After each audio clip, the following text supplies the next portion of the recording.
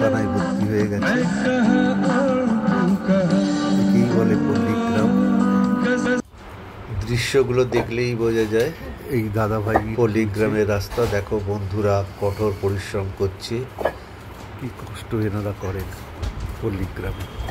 দেখো বন্ধুরা কি অমানসিক খাটনি এনারা খাটেন।